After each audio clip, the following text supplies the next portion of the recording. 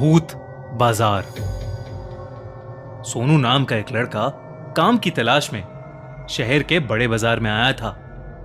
बाजार कुछ साल पहले तक इससे भी बड़ा हुआ करता था, लेकिन दंगों के चलते बाजार के पास वाले कॉम्प्लेक्स को कुछ दंगाइयों ने जला दिया था। इस हादसे में कई लोग भी मारे गए और कई लोगों के तो घर भी उजड़ गए। अब उस जले हुए कॉम्प्लेक्स की बिल्डिंग, जो कि कभी एक शानदार सोसाइटी हुआ करती थी, एकदम सुनसान पड़ी रहती है। पहले तो कुछ लोगों ने सोचा कि खाली इमारत का इस्तेमाल किया जाए। वो वहां घर बसाने गए तो सही, लेकिन 2 दिन से ज्यादा नहीं टिक पाए। उनका कहना था कि उन दीवारों से आज भी आग की लपटें निकलती हैं, लोगों की चिल्लाने की आवाजें गूंजती हैं। यहां तक कि उस बिल्डिंग के अंदर ढंग से सांस भी नहीं ली जाती। इसके कारण कई लोग उस कॉम्प्लेक्स को भूत बाजार बुलाने लगे। कुछ लोगों ने तो अपना रोज का रास्ता ही बदल लिया। वो 2 चौक घूम कर आते, मगर उस जले हुए कॉम्प्लेक्स को पार नहीं करते थे। सोनू को उस कॉम्प्लेक्स के ठीक पास एक कपड़ों की दुकान में काम मिल गया था। दोपहर के समय जब धूप बढ़ जाती तो कम ही ग्राहक आते थे।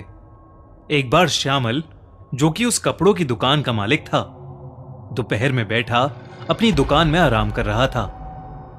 सोनू और वह दोनों बातचीत कर ही रहे थे कि इतने में हरी आंखों वाली खूबसूरत सी लाल साड़ी पहनी हुई एक औरत दुकान में आई और श्यामल के सामने आकर बैठ गई। सोनू को जो बात बहुत अजीब लगी वो ये थी कि उस औरत ने कुछ नहीं बोला कि उसे किस तरह के कपड़े देखने हैं, और श्यामल अपने आप ही उसे लाल साड़ियां खोलकर दिखाने लगा। सोनू से यह बात हजम नहीं हो रही थी, लेकिन फिर अचानक वो औरत खड़ी हुई और दुकान से बाहर जाने लगी।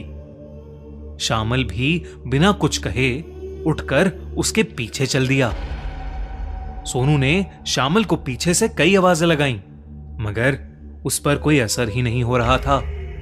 जब सोनू की आवाज थोड़ी तेज हुई तो वो औरत पीछे पलटी और सोनू की हालत खराब हो गई। अचानक ही उसे पसीने आने लगे और वो नीचे बैठ गया। उसने उस औरत की आंखों का रंग बदलते हुए देखा था। उस औरत की हरी आंखें अचानक से नीली हो गई थीं। ये देखकर सोनू सहम गया और दुकान के अंदर ही सुन्न सा खड़ा हो गया। सोनू दुकान को अकेला नहीं छोड़ सकता था, इसलिए वो बाहर उठकर नहीं गया।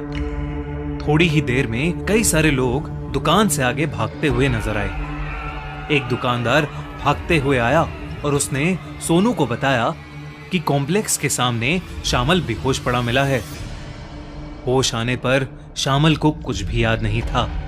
वो बस बार बार ये कह रहा था कि कॉम्प्लेक्स में दोबारा आग लग गई है, लेकिन वो कॉम्प्लेक्स तो आज भी वैसा ही सुनसान पड़ा था। वहां ऐसा कुछ भी नहीं था, पर सोनू का डर बढ़ने लगा था। वो चाहकर भी उन हरी आंखों वाली औरत को भूल नहीं पा रहा था। अगले दिन दोपहर के वक्त सोनू ने दुकान के सामने से फिर उसी औरत को जाते हुए देखा।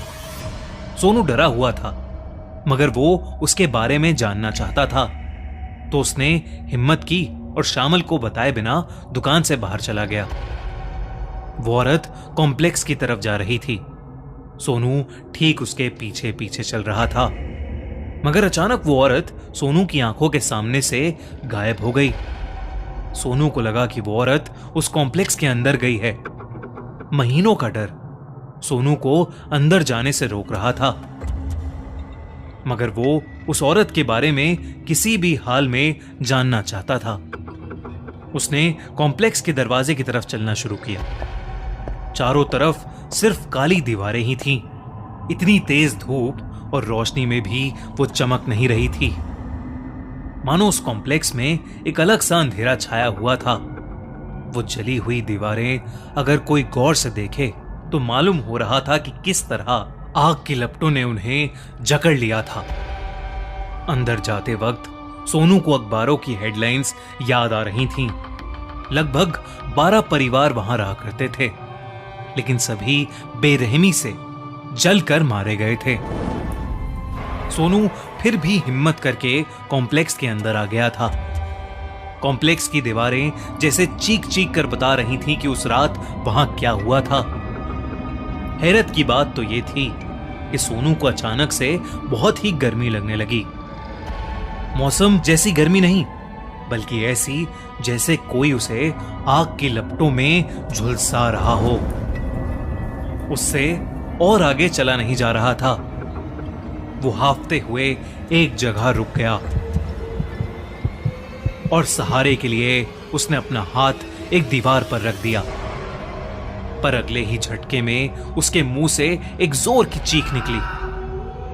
उसने अपने हाथ की ओर देखा तो वो जल गया था। दीवार इतनी गर्म थी जैसे अभी भी वो आग की लपटों को अपने अंदर बसाए हुए हो।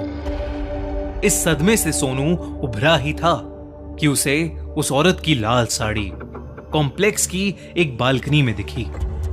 वो उसकी ओर गुस्से में भागा, लेकिन आगे बढ़ते हुए सोनू को चारों ओर से चीखों की आवाजें आने लगीं। उसने हर तरफ देखा, पर वहां कोई भी नहीं था।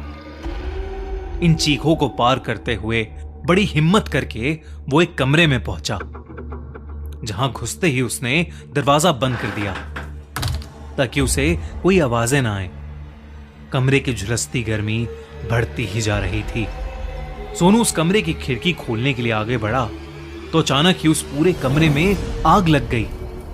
कुछ ही सेकंड्स में पूरा कमरा धुएं और आग की लपटों से भर गया था। वो चीखों की आवाज अब सोनू की थी, जो अधमरी सी हालत में दरवाजे की ओर रेंग कर बढ़ रहा था। आग के धुएं की वजह से उसकी सांसें और कम होती जा रही थीं। इतने में वो दरवाजा खुला, लेकिन वो हरी आंखों वाली औरत अपनी लाल साड़ी पहने उसके सामने आकर खड़ी हो गई।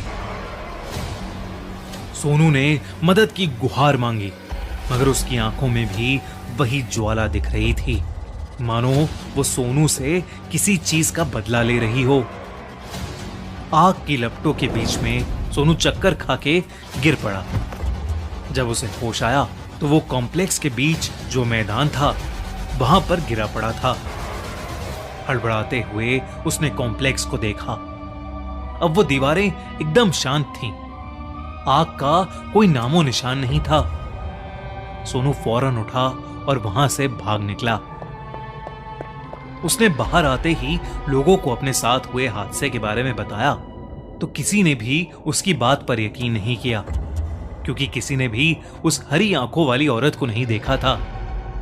यहां तक कि दुकान के सीसीटीवी कैमरास तक चेक करे गए, पर वो औरत उसमें भी कहीं नहीं मिली। फिर एक रोज एक बूढ़े आदमी ने सोनू को बताया कि एक हरी आंखों वाली औरत उसी कॉम्प्लेक्स में रहती थी और शामल की दुकान की जगह उसी की दुकान हुआ करती थी, लेकिन वो उस कॉम्प्लेक्स में लगी आग में जलकर राख हो गई। सोनू ये सुनकर दहल गया था। वो तुरंत उस शहर को छोड़कर वापस अपने गांव चला गया। उसे फिर कभी वो औरत दिखाई नहीं दी, पर उस औरत की हरी आंखें और उस कॉम्प्लेक्स की जलती दीवारों का डर शायद ही वो कभी अपने दिमाग से निकाल पाएगा।